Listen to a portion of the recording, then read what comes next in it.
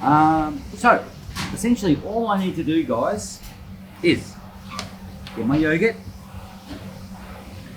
pop it in a bowl,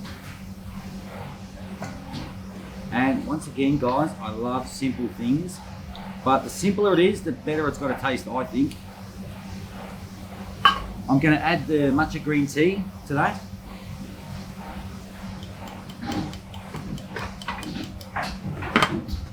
I'm going to add a little dash of honey. You've got the honey in the recipe, so I put a little bit of the honey in the yogurt, and the rest of the honey is reserved for later. I'm going to add my vanilla paste. Scoop that in there.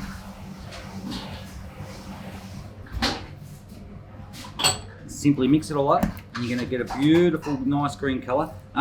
So green tea is an interesting flavor, guys. It's widely used in China and Japan.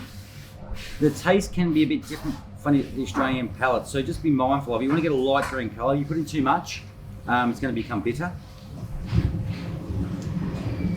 So stir it up nicely. Make sure you get it all off there. So you can actually taste it now, guys, and think, look, it needs a little bit more sugar. I'd like a bit more spicy green tea flavour. So what I'm going to do, what I've got here, guys, is I've got another one which I said before I was going to show you. You can use any sort of mould you like. So this is like a little rubber chocolate mould. So you can pick it up pretty cheap at the supermarket now. You can use a longer one, which I've already done one before. This is going to be a cool little one. So simply, I'm going to pour it in the mould.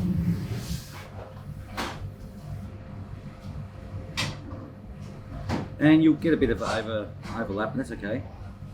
Yeah. So a rubber spatula or a little stainless steel paddle is great for this. Just going to smooth them off. Like so. Just sort of press it down a little bit so, you know, make sure you sort of get the air bubbles out.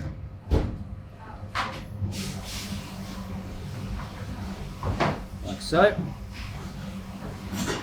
Now these ones, I'm going to make these into sort of like lollipop style, guys. So the bigger one I'm going to show you later, I've almost done like an Aussie pole. This one's almost like a lollipop, right? So you're going to stick the little skewer inside. And you sort of rest it on the bottom so they're roughly the same angle.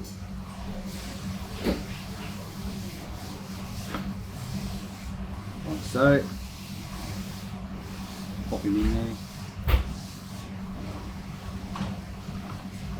Then, let's go. Jay, I'm going to call Chef Jay over. I'm going to introduce it to somebody. He's going to grab something for me. Chef Jay, come here, brother. So I want to introduce you to my head chef, guys. So he's an head chef, integral part of everyone's kitchen. Jay, you want to pop that in the freezer and grab me the other ice creams there, buddy? Thanks. So any good kitchen, I mentioned before about teams, guys. So Jay has worked with me around Australia. He's worked with me at the Royal Melbourne Show, one of the executive chefs there at the contract last year. He worked with me for 10 years at the RACV club. So someone like him, he's an integral part of what I do. So as good as any chef is, if I haven't got a great TIC to, you know, run the kitchen, to make sure that our standards are being kept. So Jay's come on board with us and he's having fun. He's he used to work in big hotel kitchens, and now this is his first sort of go at a little restaurant. So how are you enjoying it, Jay? Very much. Yeah. Back to loving cooking again. Loving cooking again, that's really important. And I think a lot of chefs, unfortunately, it's just a job where it's pumping out food. So they don't actually love what they do. So for us, it's really important that all of our chefs love cooking, they love the teamwork, they love the hospitality side of it. So that's part of our job. But thanks, Machan. So he's a Sri Lankan boy. So Machan, I'll teach you his mate in Sri Lankan, all right? So I know some other bad words he told me, but I'm not going to say them. So I've put these little lollipops in the freezer. So here's some I made earlier, guys. I made them like in, once again, a rubber mold, but I made them longer and put a stick in it. So I'm going to give them a tap, pop them out. You don't have to be too precious with them. Like so. So you can even do it without the ice pole stick if you want, and plate it up like a dessert. So what I'm going to do here, you basically pop them in the freezer for, you know, half an hour or so. You don't want to keep them in there too long; they sort of go a bit too hard. But you got a bit of time to play. So I'm just going to serve this with a beautiful berry compote. So when we make our berry compote here in the restaurant, we put no sugar in it at all, guys. So all this is berries, which I've covered with water and just slowly reduce down to they're soft. So we never add any sugar to it. So a couple of them on there. You can stack them up. Like do them like a little platter for the table after you've had your dinner. Kids will love this sort of thing. And you can make any flavour as well, guys. Like it doesn't have to be green tea. You can make them use yogurt in the base and have a play with it.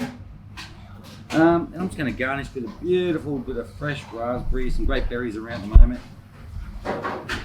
This is like a really light, healthy, refreshing, summery sort of dessert slash snack, I suppose.